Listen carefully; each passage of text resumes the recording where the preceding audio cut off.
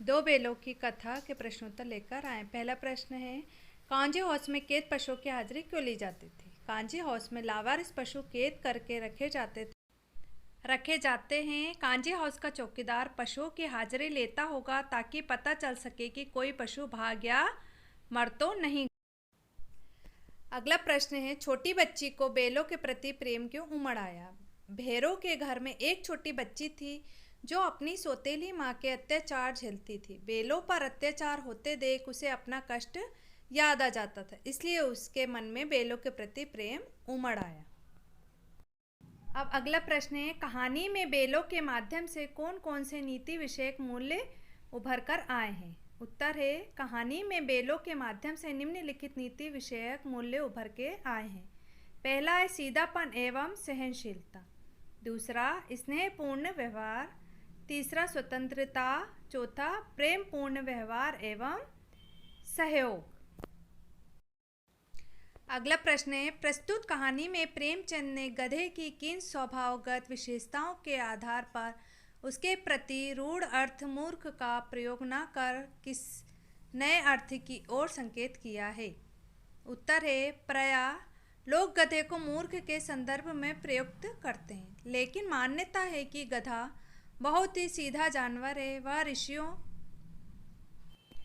ऋषियों मुनियों के समान सुख दुख की स्थिति में एक समान बना रहता है, इसलिए गधा मूर्ख न होकर सीधा और सहनशील पशु है। अगला प्रश्न है, किन किन घटनाओं से पता चलता है कि हीरा और मोती में गहरी दोस्ती थी? उत्तर है, कहानी में ऐसी अनेक घटनाएं हैं जिनसे पता चलता है कि हीरा और मोती में गहरी मित्रता थी। जैसे जब उन्हें हल या गाड़ी में जोता जाता तो उनकी यही कोशिश होती कि ज़्यादा से ज़्यादा बोझ उसकी गर्दन पर ही रहे। जब मोती ने कांजी हाउस की दीवार तोड़ डाली तब वह हीरा के कहने पर भी अकेला वहां से नहीं भागा। अपने मित्र को विपत्ति की घड़ी में दोनों ने ही अकेला नहीं छोड़ा। अगला प्रश्न है, आशय स्पष्ट कीजिए। पहला है, अवश्य ही उनमें कोई ऐसी गुप्त शक्ति थी जिससे जीवों में श्रेष्ठता का दावा करने वाला मनुष्य वंचित है। दूसरा प्रश्न है, उस एक रोटी से उनकी भूख तो क्या शांत होती, पर दोनों के हृदय को मानव भोजन मिल गया है। उत्तर है दोनों के। हीरा और मोती पशु होते हुए भी एक दूसरे के मन की बात समझ लेते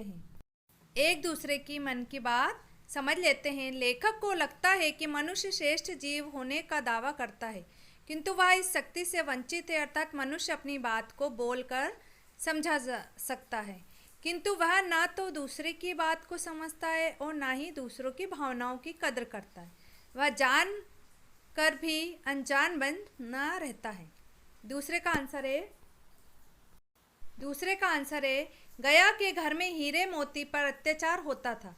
गया की भतीजी रात को 2 रोटियां लाकर चुपके से बैलों को खिला जाती थी। उससे उनकी भूख तो कम नहीं होती थी, पर यह जानकर उन्हें खुशी होती थी कि इस घर में एक बालिका तो है जो उन्हें प्यार करती है। यही उनके हृदय का भोजन था।